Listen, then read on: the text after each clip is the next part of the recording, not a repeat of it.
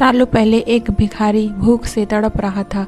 अपनी भूख मिटाने के लिए आते जाते लोगों से खाने के लिए कुछ मांग रहा था। तभी उसे एक व्यक्ति ने रोटी दी। अब भिखारी रोटी के साथ सब्जी मिल जाए तो अच्छा होगा, ऐसा सोचकर आसपास ढूंढने लगता है। तो तभी उसे एक पंडाल दिखता है।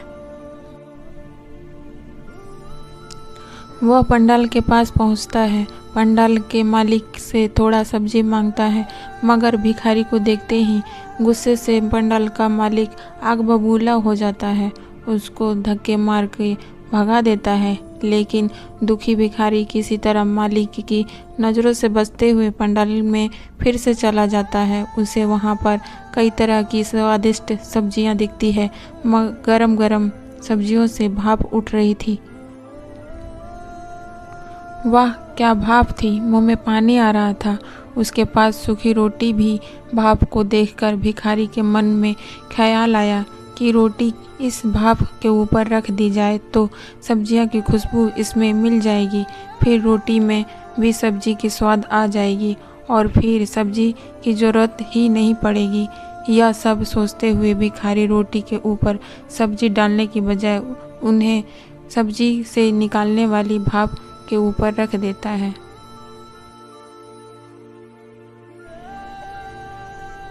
तभी वहां अचानक पंडाल का मालिक आ जाता है और भिखारी को सब्जी चोरी करने के लिए पकड़ लेता है। भिखारी उसे बहुत बार बोलता है, मैंने चोरी नहीं करी, मैंने सब्जी को हाथ भी नहीं लगाया, मैं सिर्फ सब्जी की खुशबू ले रहा था।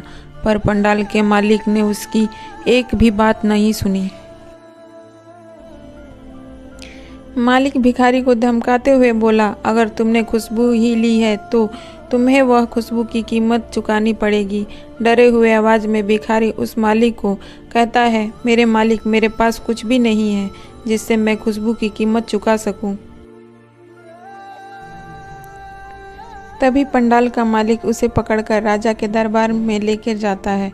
राजा पंडाल के मालिक और भिखारी की बातों को गौर से सुनता है।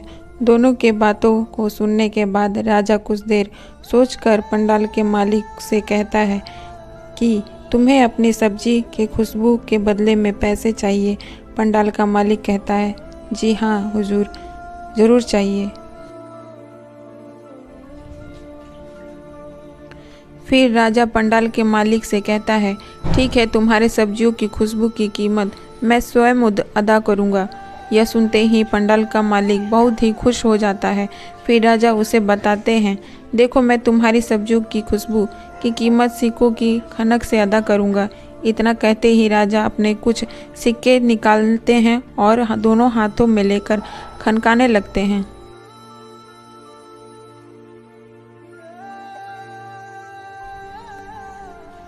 और फिर उन सिक्कों को दोबारा अपने जेब में डाल देते हैं। यह सब देख पंडाल का मालिक बड़ा हैरान हो जाता है। उसे बहुत ज़ोर से गुस्सा भी आ जाता है और वह बोलता है, यह क्या हो रहा है? राजा उसे जवाब देते हैं, तुम्हारी सब्जी की खुशबू इस भिखारी ने ली थी, इसी वजह से मैंने तुम्हें सिक्कों की खनक सुना दी।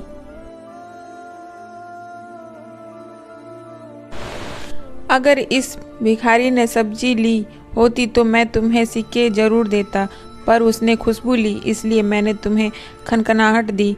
राजा का जवाब सुनते ही पंडाल का मालिक आंखें झुकाकर वहां से 9 2 11 हो गया। भिखारी भी अब खुशी खुशी वापस चला गया।